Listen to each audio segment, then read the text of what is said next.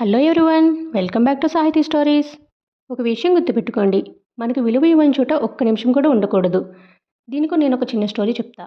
ఒక తండ్రి చనిపోయే ముందు తన కొడుకుని పిలిచి, ఈ చేతి గడియారం 200 సంవత్సరాల పూర్వం మా ముత్తాత వాడారు. ఒక్కసారి నగల దుకాణానికి వెళ్ళి అమ్మటానికి ప్రయత్నించు, ఎంత ఇస్తారో అడుగు అని చెప్పి పంపించారు. ఆ కొడుకు నగల దుకాణానికి వెళ్ళి అడిగితే, ఇది చాలా పాతది కాబట్టి 150 రూపాయలు ఇవ్వగలం అన్నారు. అదే విషయం తండ్రికి చెప్తే, ఒకసారి పాన్ షాప్ దగ్గరికి వెళ్ళి అడుగు చూడు అన్నారు. పాన్ షాప్ దగ్గరికి వచ్చి అడిగితే, బాగా తుప్పి పట్టుంది కాబట్టి 10 రూపాయలు ఇస్తాను అని చెప్పారు. ఈసారి తండ్రి కొడుకుతో మ్యూజియం దగ్గరికి వెళ్ళి అడుగు చూడు అన్నారు. వాళ్ళు అది చూసి, ఇది చాలా పురాతనమైనది మరియు అత్యంత అరుదైనది, 5 లక్షలు ఇవ్వగలం అని చెప్పారు.